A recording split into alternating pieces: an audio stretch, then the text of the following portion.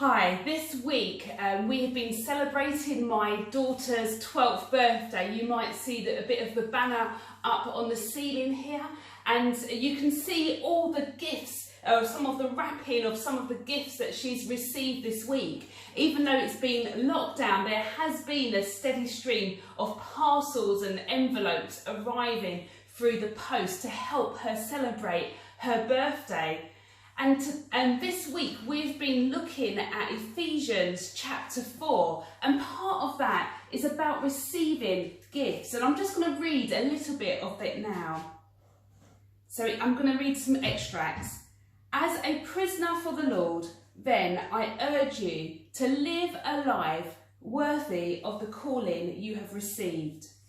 Be completely humble and gentle.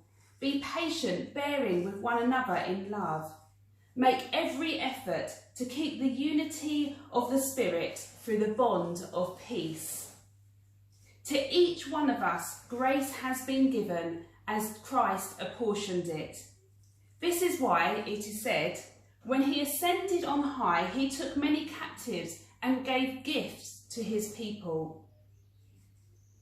From Jesus, the whole body, joined and held together by every supporting ligament, grows and builds itself up in love as each part does its work. And we all love a gift, don't we? And that's what it says in this passage, is that Jesus gives each of us a gift. Today is actually Ascension Sunday, where we remember Jesus ascending back into heaven after his resurrection. And what happened was that Jesus, as he ascended into heaven, he left us the gift of his Holy Spirit.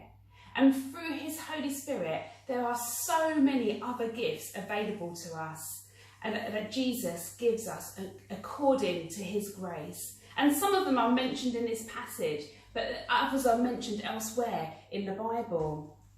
So why does Jesus give us gifts, and what are they for? What are the gifts and what are they for?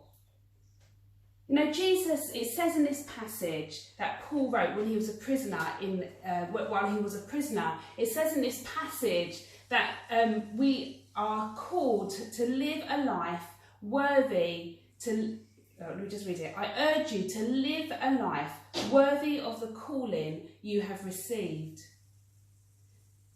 So why are we given these gifts? So to help us live a life worthy of the calling we've received.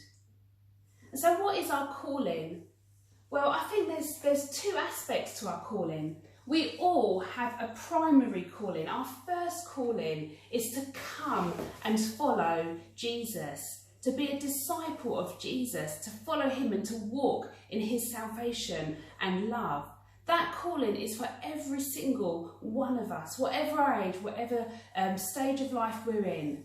That calling is for us, and that's the primary calling. But most of us also have, or all of us have, a secondary calling as well. We know what we do with our time, what we do with our gifts. Things like maybe we're a teacher or we're working in the NHS, or maybe we're a parent or work in business. You know, we have a secondary calling. But this secondary calling is changeable. You know, as we've discovered in lockdown, some of us have been furloughed, some of us are, for whatever reasons, not able to work out that calling in the same way that we did before. But our primary calling is unchanging. It's eternal. It lasts forever. So our gifts, the gifts that are given to us, are to help us live out that primary calling in unity and love with each other.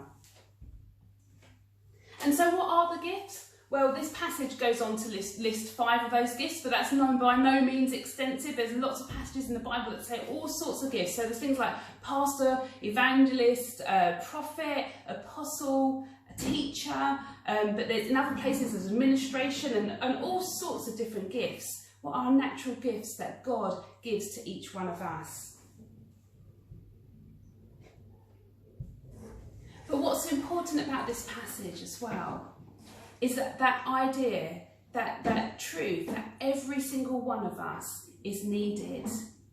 You know, when we are given a gift, sometimes we can think, oh, check me out, I'm such a good teacher. Or, oh, check me out, I'm so good at caring for people. Look, I'm amazing.